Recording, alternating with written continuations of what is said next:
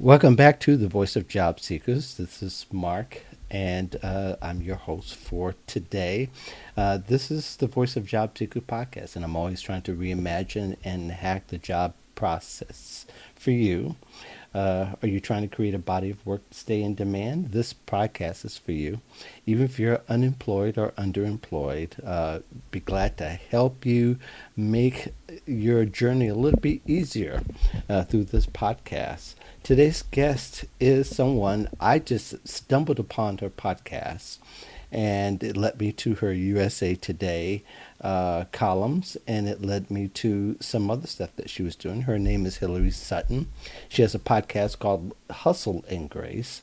She contributes career advice for USA Today as well as other publications, and she's also an actress, and I'm just going to wonder how that all works for you. How are you, Hillary? I'm good, Mark. Thanks for having me. Well, it's an honor to have you. Podcast, by the way, can be found in iTunes. It's practically a new podcast, correct? Yeah, it I launched it in June 2018. Wow. So I caught it practically by the first or second episode, which rarely happens. And, I was just deciding to try to find something new in my podcast listening. I mean, I have my regulars that I listen to, I have my squad that I have on often, but I want to do something a little different. And I think it's important for uh, my baby boomer listeners and my Gen X listeners to have a perspective on millennials, which is much more updated than the one we came up with.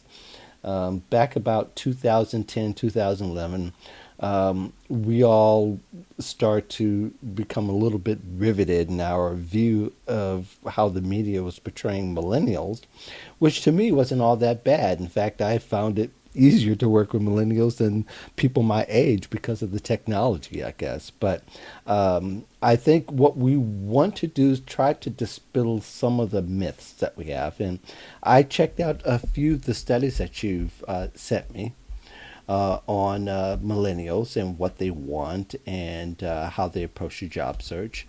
And I think it's a lot different than the way that we are. But actually, I think that more boomers and more of the older workers can take some tips on how to approach a job. So are you ready for these questions? Fire away. Okay.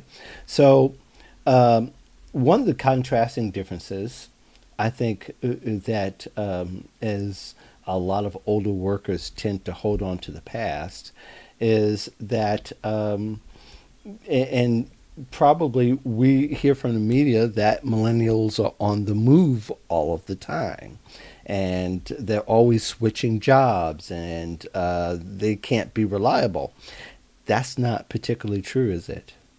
It's not, I was surprised by this research as well, but I worked with a market research agency on millennial job satisfaction and some hiring trends.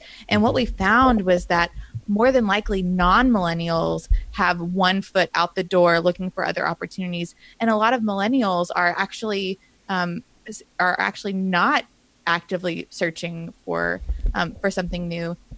And I think part of that is because they really do want to get established somewhere. They want to make a difference somewhere. And a lot of times, because they have such an acute sense of what they value and what matters to them, they get jobs where they really believe in the work that they're doing. So they stay a little bit longer. Mm.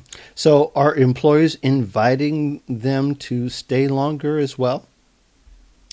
Yeah, I think so. I mean, I think that, with the job market as it is right now, retention and attrition are extremely important.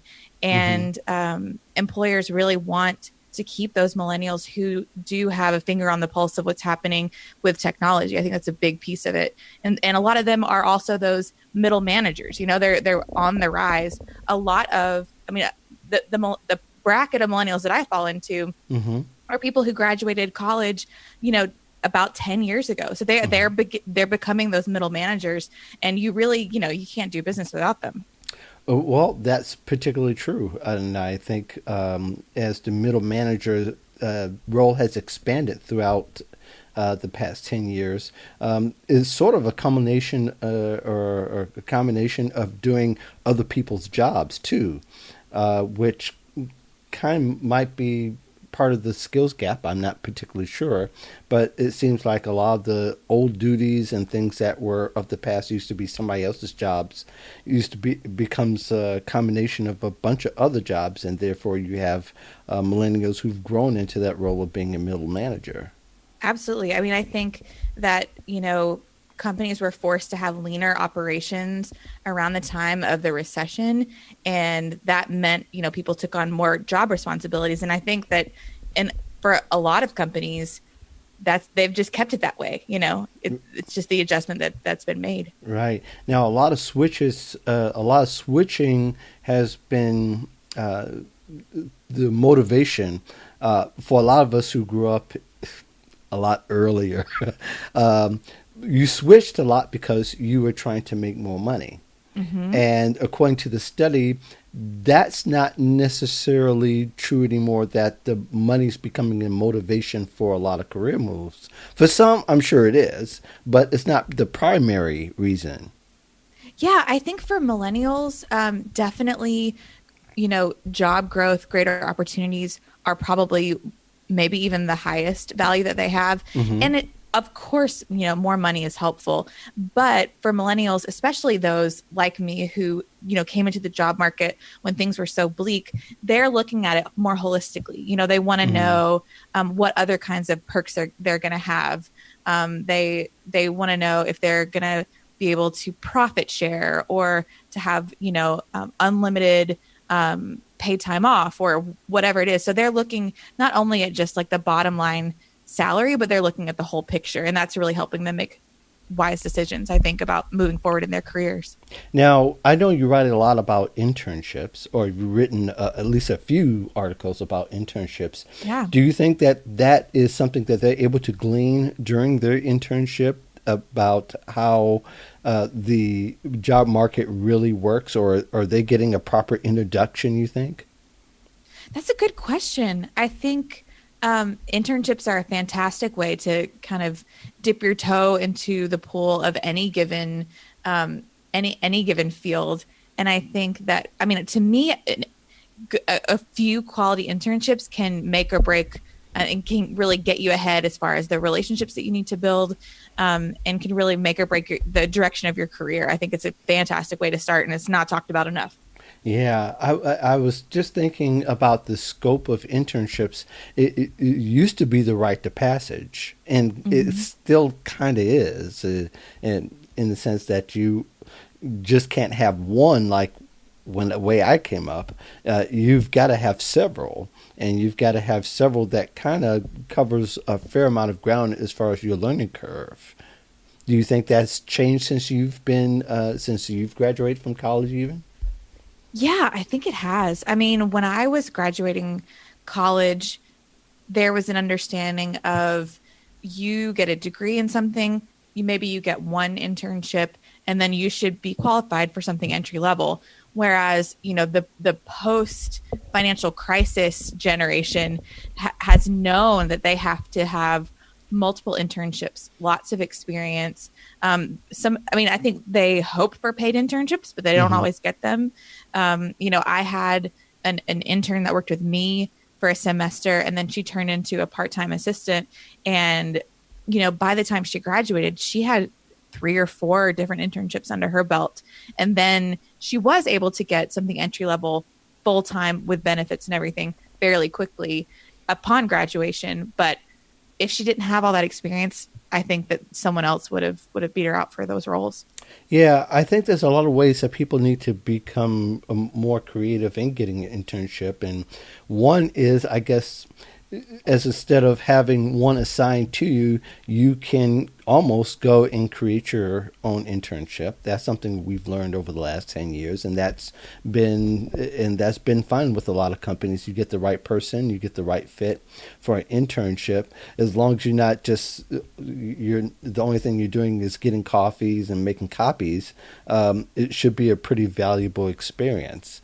My son actually explain he's 24, and he had two or three internships, and one of them was with a nonprofit, which was pretty creative on his part because he knew that he had to have a certain amount of experience and work experience, though he wasn't lacking in working experience. He had 13 jobs when he was in college. Wow. He always worked, and that's something. This is the first thing I think I've shared that publicly. But yeah, He got his homework done too. yeah, he held a fairly decent grade point average and got his Wow. degree in English. But Wow. one of the things that he really wanted to do was he really wanted to have something that was much more substantive than just the one and depend on one.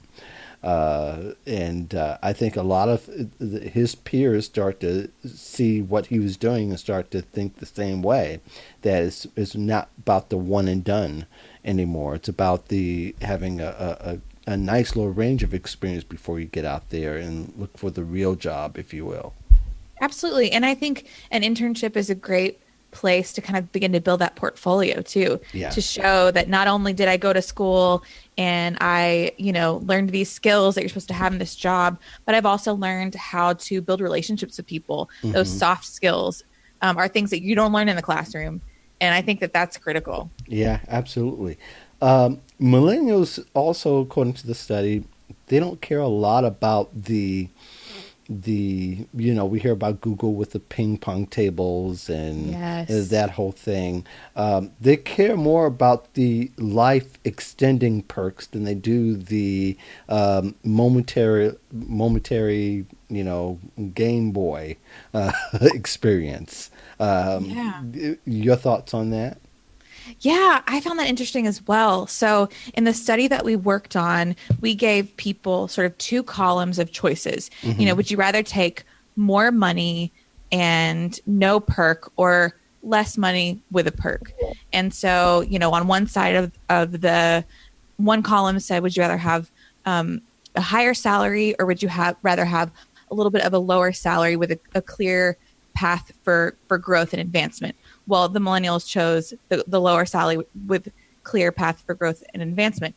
And then another option was, would you rather have a higher salary or a lower salary with office perks like a coffee cart that comes around in the afternoon or a ping pong table or a nap room? Well, by and large, millennials didn't care about that. And I thought that that was really interesting because it really showed me that millennials care more about work-life balance than having just a cool office. Because a lot of times when companies have all these in-office perks, it's because they want to build a culture of people being there all day, Hmm. all night, kind of living at the office and not really having a life outside of the office. But a lot of millennials really want that separation. They don't really. There are certainly millennials who value working from home, Hmm. but that's been demystified. If you want to work from home, you've already got a work from home gig. That's not something that you aspire to. So a lot of millennials, if they're in an office, they want to be working when they're at work and they want to be playing when they're at play away from the office. They don't really want to mix the two at the Hmm. office. Hmm. And now, just for the audience, we're talking about the McKinley Marketing Partners study, which they cite in nearly every instance millennials opted for the lower salary, and of course contingent mostly on the other aspects. 73% would accept lower base salary that included profit sharing or bonus plan.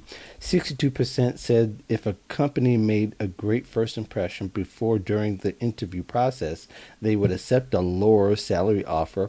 77% were open to the idea of lower starting salary where they would be eligible for a raise in 6 months. I mean, really, the understanding that many of us came up with over the last 10 years that was projected was that they were looking for the short-term game as opposed to the long-term game.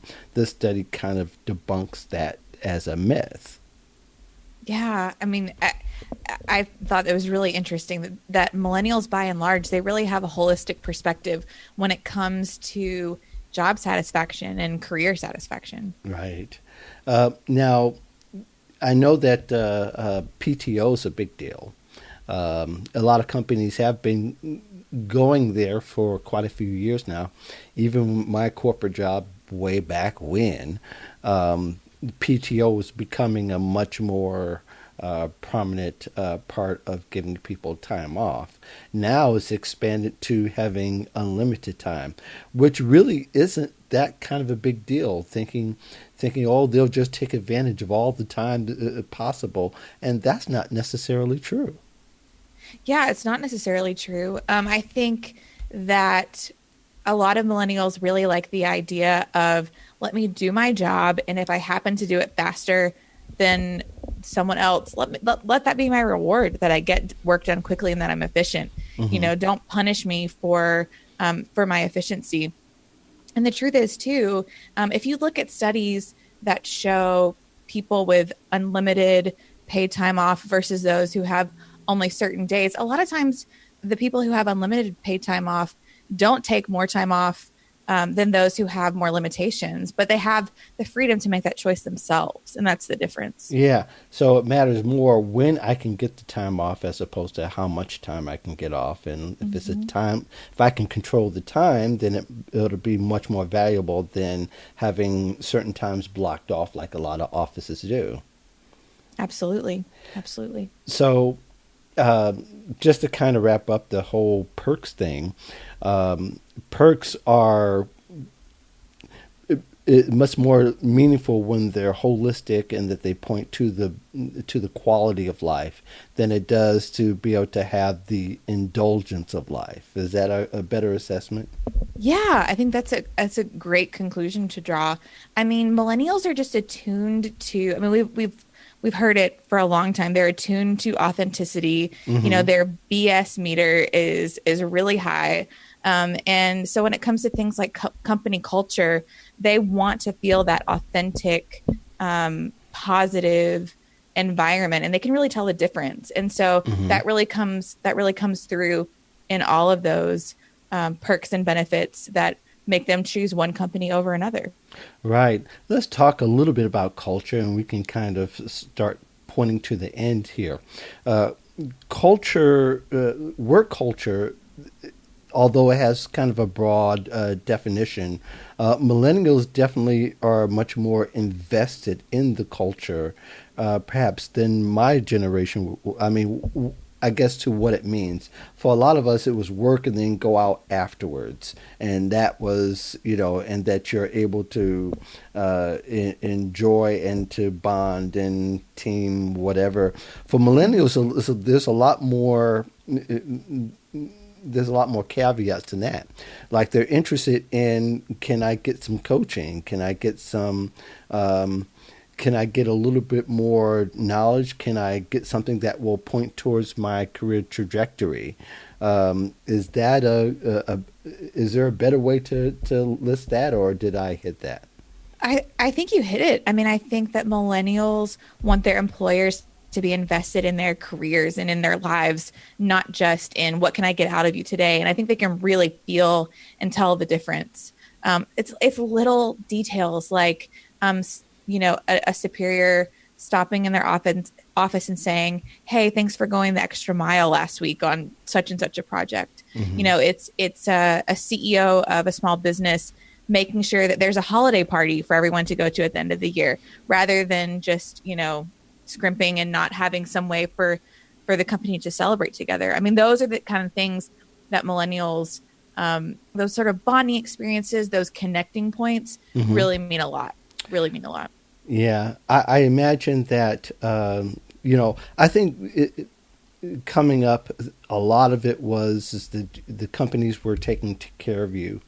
Uh, that companies were investing in you so that you can invest back into the company. Millennials are looking at it more of not just investing back into the company, but it's part of the reason why that they're here to be able to learn, not particularly just to be able to get or just to be able to just get a paycheck. Yeah, it's for millennials, I think it's not as transactional maybe as it Hmm. is for previous generations. You know, they want to build a relationship with the people in their office. They want to be invested in and encouraged. And that builds loyalty. And if you get a millennial's loyalty, they'll bend over backwards for you. Even, if it is 5 years down the road and they've moved on somewhere else, well, they'll help you find, the next great candidate to fill a position at your company. And they'll always, they'll, once you have a millennial's loyalty, you have it. So Hmm. I think that it's really worth it to invest in a culture that feels inclusive and encouraging and inspiring for millennials. Awesome. Tell us a little bit about Hustle and Grace. Oh, I'd love to. Hustle and Grace is a podcast that I started in 2018. And in each episode, I serve as chief kind of explorer on the quest to find work fulfillment and career fulfillment and creative fulfillment, as well as building margin and finding ways to work smarter, not harder. So in most episodes, I interview some sort of creative, successful person, and I kind of pick their brain on what they have learned, the ways that they've learned to hack the system for their careers and for their lives. And so every episode also has a hustle hack and a moment of grace, which are two practical takeaways that people can implement right away to build more hustle and more grace into their lives. Good. I definitely want to put this on people's radar. I've enjoyed the episodes that I've listened to. And I just had, like I told you before, I was just looking for something new and refreshing and something that wasn't in my network, so to speak. And I stumbled upon yours and I really enjoyed it. So thank you for providing such value in those episodes. Oh, thank you. Thank you for listening. Sure. Uh, where can people contact you if they're interested in following you, following your column on USA Today and other places? Sure. The best place to find me is at my website, hillarysutton.com. One L in Hillary, two T's in Sutton. And I'm on Twitter and Facebook at Hillary Sutton. And I'm on Instagram at hillary.sutton. And of course, check out the podcast, Hustle and Grace with Hillary Sutton. Awesome. Thank you so much for joining us here on The Voice of Job Seekers. Thank And you. sure, and thank the rest of you for listening. We'll be back in a couple of weeks with another episode. If you have any questions, you want to learn more about how to be a modern job seeker and to learn more modern job search tips, come on to thevoiceofjobseekers.com. Drop me a line at mark@thevoiceofjobseekers.com. Of course, you can always use the speak pipe button on the right side. It will automatically activate your laptop mic, and you can leave me a voice message, which some of you have been using a lot, a fair amount lately. So I thank you for that, and I try to get back to you. Also, make sure you leave your email address because sometimes I just can't send you a voice message back. Meantime, thanks for listening. You have a great, great day. That's it. Great. That was lovely. Yeah, well, thank you. That was